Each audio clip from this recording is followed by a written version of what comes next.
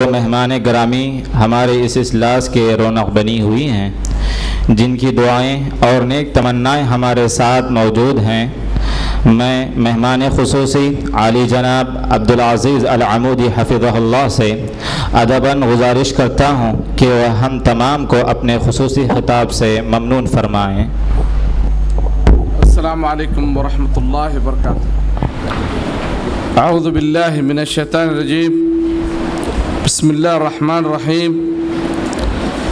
کنتم خیر امۃ اخرجت للناس تعمرون بالمعروف وتنہون عن المنکر وتؤمنون باللہ۔ نحمدہ نصلی علی رسولہ الکریم، اما بعد۔ محترم المقام فضیلت الشیخ عبداللہ جولم عمری المدنی حفظہ اللہ، محترم المقام صاحب الوالد الدکتور سعید احمد مدنی صاحب، معزز علماء اکرام و عالمات و مدرسین و مدرسات و عزیز طلبہ و طالبات، بزرگوں، دوستوں، نوجوان ساتھیوں اور عزت مآب میری ماں و بہنوں، میں سب سے پہلے اللہ کا شکر ادا کرتا ہوں۔ اس کے بعد عالی جناب دکتور سعید احمد مدنی صاحب کا بہت مشکور و ممنون ہوں، جو ہر سال اس پروگرام میں میرے مرحوم و مغفور والد کو بلایا کرتے تھے، اور میرے والد محترم مولانا کے بغیر کوئی کام نہیں کرتے تھے، ہر کام مولانا کے مشورے سے کیا کرتے تھے، اور مولانا بھی بڑی عزت کی نگاہ سے دیکھا کرتے تھے اور ان کو اپنے پروگراموں میں بلایا کرتے تھے۔ حضرات،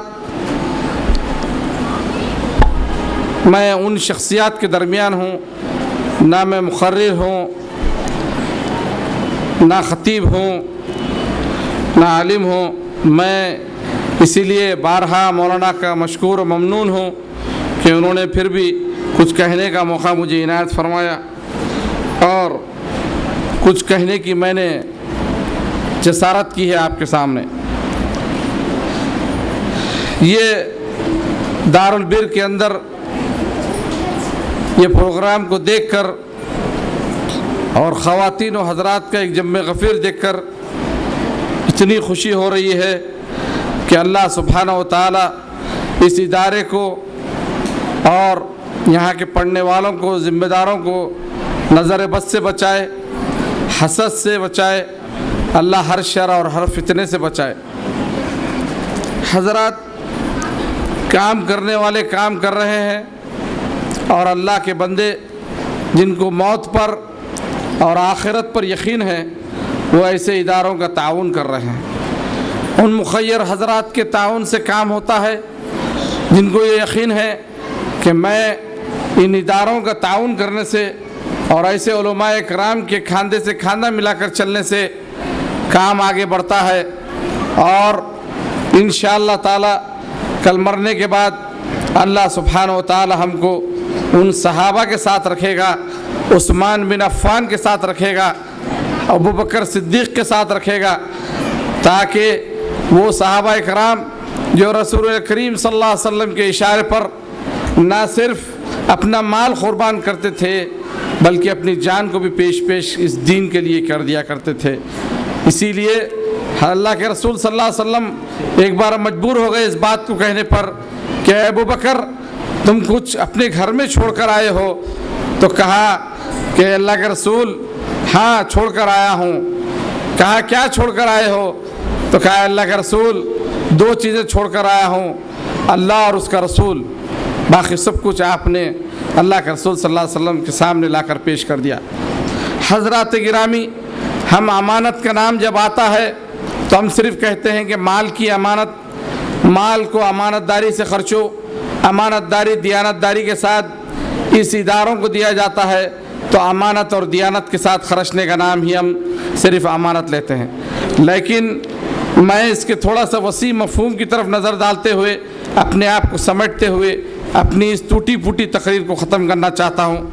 حضرات گرامی، یہ علماء کرام، یہ معزز اکرام جو کام کر رہے ہیں، جن کا آج آہستہ آہستہ فقدان ہوتے چلے جا رہا ہے، مخلص علماء کرام جو اس صف کے اندر، اس لائن کے اندر کام کر رہے ہیں، آپ کو اس کا علم نہیں ہے، چنانچہ غریب کا بھی ایک قدم اس کام میں ہے۔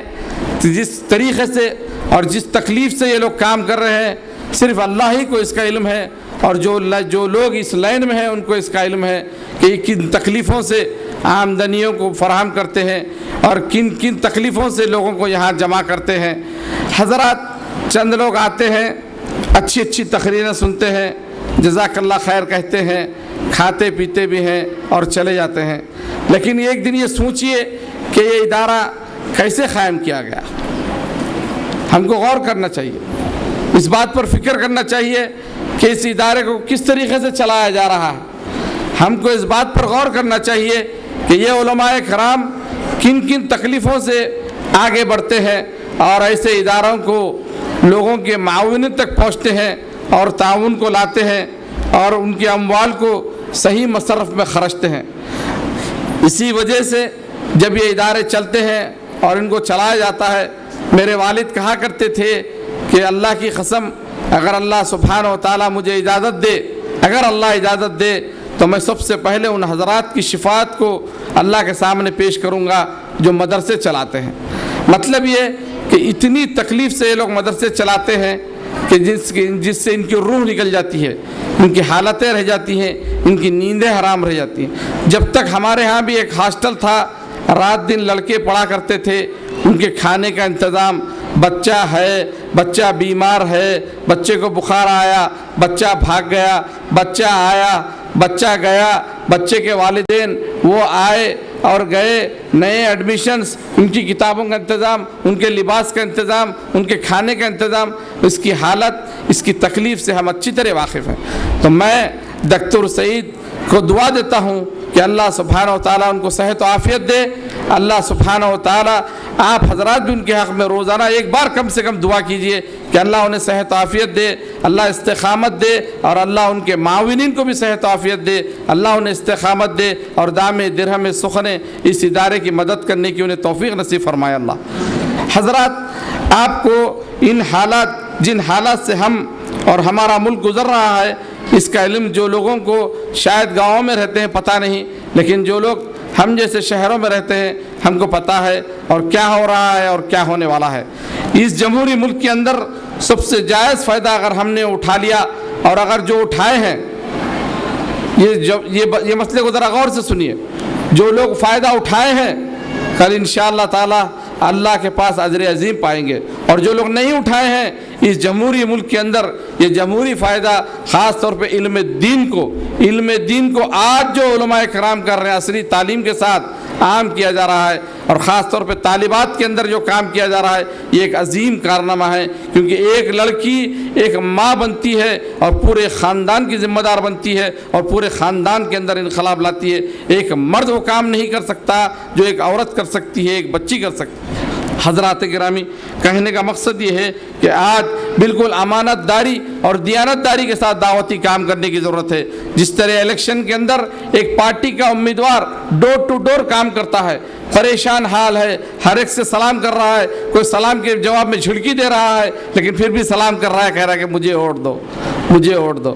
تو آج مدرسین کا حال، علماء کرام کا حال اس سے برا ہو گیا ہے۔ میرے دوستو، میرے بھائیوں، میری ماؤں بہنوں، ان حضرات کا ہم شکر گزار بنیں جو لوگ مدرسے چلا رہے ہیں، مدرسوں کا تعاون کر رہے ہیں، اور مدرسوں کو لوگوں کا تعاون لا کر آپ حضرات کی، آپ بنات کی تعلیم کے لیے انتظامات کیے جاتے ہیں۔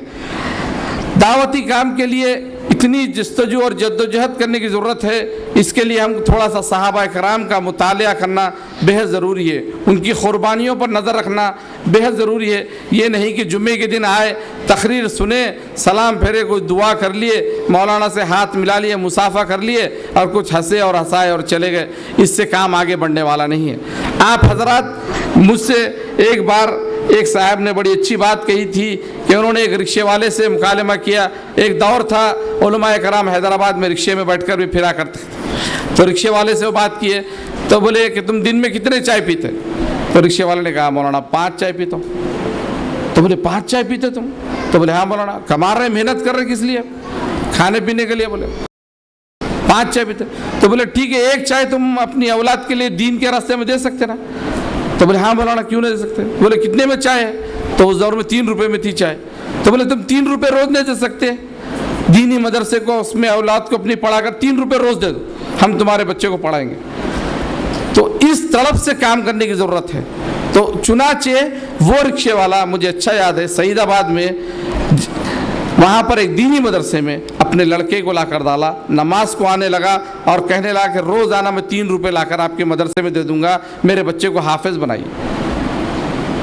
تو آپ اندازہ لگائیے وہ مولانا کو, میں آپ کو آج سے 20-25 سال پرانی بات کر رہا ہوں, ان کو کتنا اجر مل رہا ہوگا. وہ رکشے والے کا بچہ حافظ بنا ایک مشورہ دینے کے نتیجے میں, اور وہ رکشے والے کی رغبت ہوئی کہ روزانہ 3 روپے 1 چائے, وہ دن میں 5 چائے پیتا, روزانہ 3 روپے لا کر دینی مدرسے میں دے رہا, اور اپنے بچے کو وہاں پر شریک کرایا, وہاں پر داخلہ دلوایا اور بچے کو حافظ بنایا. حضرات گرامی, یہ جذبہ رکھنے کی ضرورت ہے. اس طریقے سے ہم کھا رہے ہیں, پی رہے ہیں, اپنے کاروبار میں, اپنے دنیا میں, اپنے بچوں کی شادیوں میں, بلڈنگیں بنانے میں, گاڑیاں خریدنے میں, گاڑیاں بدلنے میں, اسی میں لگے ہوئے ہیں.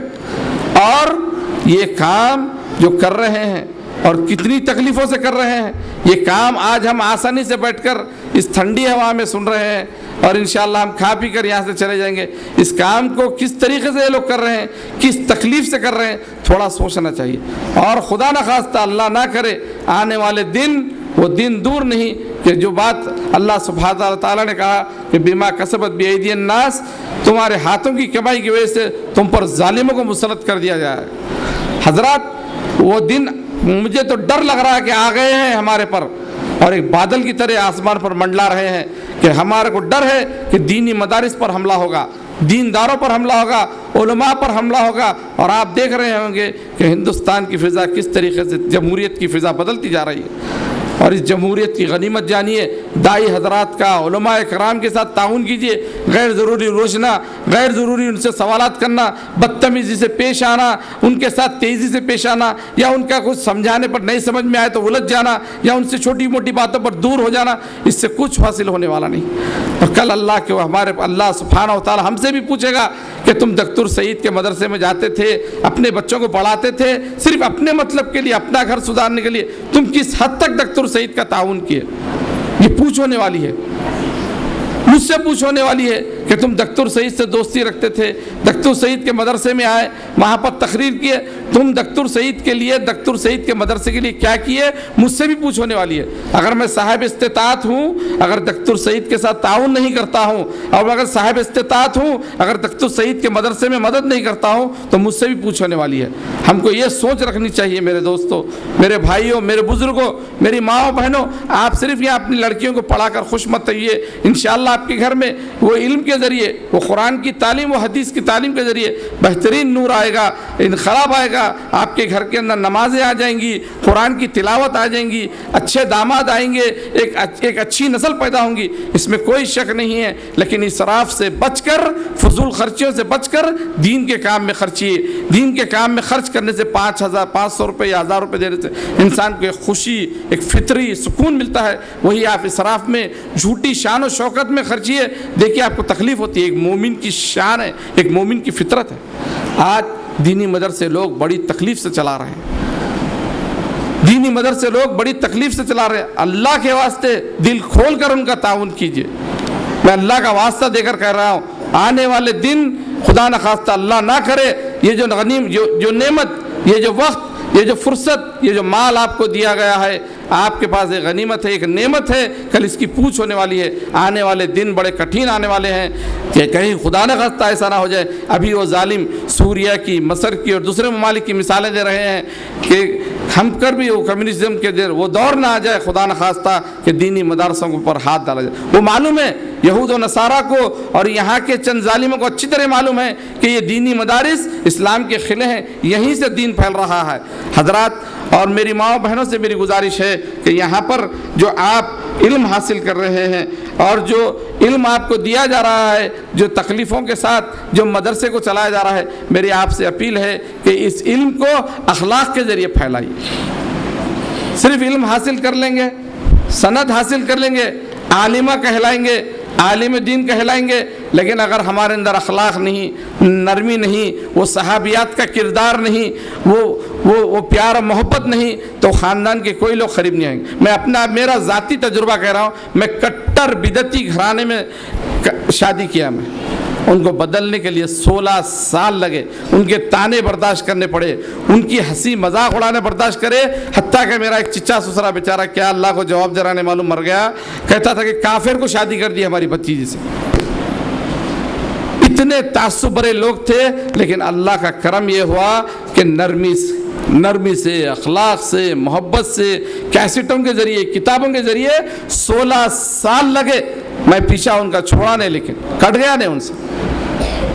कहने का मतलब यह है कि आप लोग अखलाक से, मोहब्बत से, नरमी से दीन का काम कीजिए, सख्ती से नहीं, अल्फाज से नहीं। सिर्फ ये मत समझिए कि मैं आलिम हूँ, आलिमा हूँ, जो मुका बोल दे रहे हैं, सख्ती से बोल रहे हैं, लोगों का दिल तोड़ रहे हैं। नहीं, आज नहीं सुनेंगे बात, कल सुनेंगे। हिदायत का देना हमारे हाथ में नहीं है, अल्लाह सुब्हानहू व तआला के हाथ में। दिलों का फेरना अल्लाह का काम है, हमारा काम पहुँचा देना है।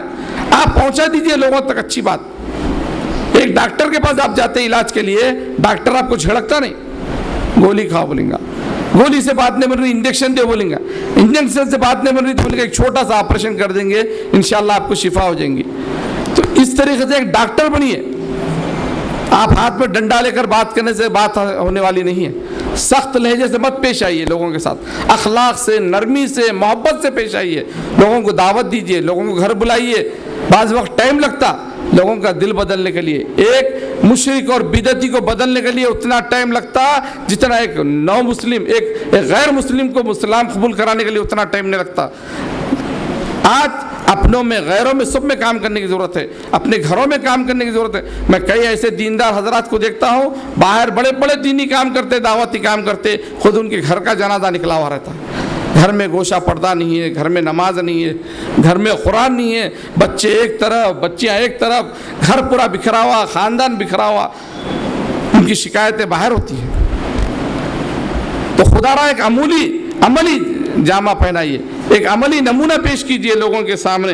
और एक आलिमा, एक बीवी बनती है, और शौहर, उसका माल, उसकी इज्जत, आबरू आपके पास अमानत हो। आज लोग परेशान हैं शादियां करने के लिए, लोग ढूंढ रहे हैं, डिग्रियां रखते हुए भी बच्ची को पूछ रहे हैं कि नमाजी है नहीं, गोशा पर्दे की है नहीं, दीनदार है नहीं। अमेरिका, यूरोप से आ रहे लोग, आप पढ़ते होंगे, आप तक शायद यहाँ आते नहीं आते नहीं मालूम, हम रोज़ाना उर्दू अखबार पढ़ते हैं, उसमें लिखा जाता है कि नेक दीनदार लड़की से रिश्ता मतलब है। लड़का डॉक्टर है, इंजीनियर है। लोग अमेरिका से, यूरोप से यहाँ आकर रिश्ते कर रहे हैं, शादियाँ कर रहे हैं। आज दीनदार लड़कियों की बहुत मांग है। आप लोग अपने आप को इन मदरसों से जो इल्म हासिल कर रहे हैं, एक घर को, एक ख़ानदान को, एक महल्ले को, अड़ोस पड़ोस को बदल सकते। मेरी वालदा अल्लाह मग़फ़िरत करे, शादी खानों में जाती थी तो इज्तिमा की दीन की बात करती थी, मौता में जाते तो इज्तिमा की दीन की बात करते, पैसे वाले लोगों में जाते तो इज्तिमा की और दीन की बात करते, दावती काम करते। तो इस तरीके से काम कीजिए। एक ख़ानदान में इनकलाब ला सकती है आप। एक लड़की, एक औरत, एक माँ, एक बहन, एक बीवी पूरे ख़ानदान में, महल्ले में, अड़ोस पड़ोस में इनकलाब ला सकती है। एक मर्द नहीं ला सकता, एक इमाम नहीं ला सकता। आप बुरा नहीं मानिए, बाज़ हज़रात आते, इमाम साहब 4 रकात नमाज पढ़ाते चले जाते, कुछ ट्यूशनें पढ़ा लेते, कुछ मदरसे में कहीं पढ़ा लेते, लेकिन एक औरत पूरे ख़ानदान को, महल्ले को, अड़ोस पड़ोस को बदलती, बशर्ते कि वो अमानतदार हो। ये डिग्री दक्तुर सईद के मदरसे से, दारुल बिर से जो लेकर बाहर निकल रही है, कल अल्लाह सुब्हानहू व तआला पूछेगा कि दक्तुर सईद ने इतने तकलीफ़ें उठाकर शहर शहर अरब ममालिक को फिर कर यहाँ फंड्स लाकर आपको तालीम दे रहे हैं। कल इसका अल्लाह के पास पूछ होने वाली है, और आपको इसके एक एक मिनट का यहाँ का हिसाब देना है। अमानत सिर्फ पैसे की अमानत नहीं है, वक्त की एक अमानत है हमारे पास। ये मदरसा एक अमानत है हमारे पास, ये मुदर्रिसीन एक अमानत है। और जिस तरह मुदर्रिसीन के ऊपर जिम्मेदारी आती है, उसी तरह और मुदर्रिसीन हजरात से भी मेरी गुजारिश है कि बिल्कुल अतफियत के साथ, मोहब्बत खुलूस के साथ इनके अंदर अखलाक, आप सिर्फ किताबें मुंतकिल मत कीजिए, अखलाक अखलाक अखलाक भर दीजिए। मैं एक मुख्तसर वाक़या सुनाकर अपनी तकरीर को ख़त्म कर देता हूँ। ट्रेन में अक्सर सफ़र करता हूँ, मेरा कुछ कारोबार था पहले, अब कम कर दिया, ट्रेन में बहुत सफ़र किया करता था। तो एक हैदराबाद का एक मुकाम है जो इत्तेफाक से तासुब भरों का महल्ला गौलीपुरा लाल दरवाज़ा, बड़ी अच्छी हिंदू फैमिली देखकर मैं ताज्जुब से पूछा, आदाब अर्ज साहब? तो बोले आदाब बाबू, कहाँ जा रहे हैं? मैं बोला साहब मैं दिल्ली जा रहा हूँ। तो बोले आपका नाम क्या है? मैं तारुफ करा, बोले अब्दुल अजीज। उनका नाम पूछा तो बोले रामलू नाम है। अदब अखलाक देखा तो बड़े परेशान हुआ। मैं बोला भाई एकदम साफ उर्दू बोल रहे हैं। तो मैंने पूछा रामलू साहब कहाँ से पढ़े? तो बोले बेटा मैं दारुल हैदराबाद का पढ़ा हुआ। तो मैं बोला भाई आप लोगों में जो अखलाक है आज के बच्चों में नहीं है। तो बोले नहीं बेटा, हमारे अब्दुल सत्तार साहब बोल के एक उस्ताद थे, हम एक पीरियड था हमारे पास, बाज़ाब्ता स्कूल में एक पीरियड था, 1 घंटा पढ़ाया जाता था अखलाकियात पर। वो बेचारे के आंख में आंसू थे। कहने लगा कि वो अब्दुल सत्तार साहब को हम आज भी याद करते बेटा। बोले मैं अब 80 साल का हो गया हूँ, ये मेरी फैमिली साथ में है और उनकी बीवी बच्चे भी बिल्कुल साड़ी का पल्लो पूरा फुल ओढ़े हुए अदब अखलाक से बात कर रहे हैं। तो देखिए एक मुस्लिम उस्ताद उनको अखलाक सिखा गया, तो हिंदू फैमिली उनको याद करके उनके आंख में आंसू थे और कह रहे हैं कि आज के बच्चों में नहीं है बेटा अखलाक। माँ बाप की इज्जत नहीं कर रहे लोग, बड़ों की इज्जत नहीं कर रहे, रिश्तेदारों की इज्जत नहीं कर रहे, अपने बच्चों से मोहब्बत नहीं कर रहे। दुनिया कारोबार बिजनेस, इतने बिजी है, घर में आए तो चिड़चिड़ कुत्ते, अपने बीवी बच्चों के साथ जहालत, बदतमीजी, रिश्तेदारों के साथ बदतमीजी, अड़ोस पड़ोस को मालूम नहीं, सलाम दुआ किसी से ताल्लुक अच्छा नहीं, सिर्फ शादी में मौता में मिल रहे, वो भी आए तो आए नहीं तो नहीं। मेरी गुजारिश आपसे ये है कि इस जामिया की कदर कीजिए, यहाँ के एक एक मिनट को अमानत जानिए और यहाँ से जो इल्म हासिल कर रहे हैं उसको पूरी अमानत के साथ मुंतकिल कीजिए। और आप तमाम हजरात से मेरी गुजारिश है, मुदर्रिसीन हजरात से भी गुजारिश है कि सिर्फ किताबों को ना रटाएं, किताबों को ना रटाएं, इनके अंदर मोहब्बत खुलूस अखलाक को भर दीजिए। इखलास के हकीकी माने इनको बताइए, तौहीद के हकीकी माने इनको बताइए, ईमानियात शिर्क और बिदात हर चीज़ इनको आप बता रहे हैं, लेकिन उसके साथ साथ मोहब्बत खुलूस अखलाक इनके अंदर भर दीजिए। और मौलाना डॉक्टर सईद अहमद मदनी के लिए दुआ कीजिए और उनके साथ भरपूर ताउन कीजिए। जामे दिरमे सुखने आप तमाम हजरात से मैं गुजारिश करता हूँ कि इन कलिमात के साथ अपनी तकरीर को ख़त्म करता हूँ। जज़ाकुमुल्लाह खैर व आखिर दावाना अल्हम्दुलिल्लाहि रब्बिल फ़जज़ाकुमुल्लाहु खैरा। हम मेहमान ख़ुसूसी का शुक्र अदा करते हैं कि उन्होंने बड़े दर्दमंद अंदाज से हमको नसीहत फरमाई। फ़जज़ाकुमुल्लाहु खैरा। हम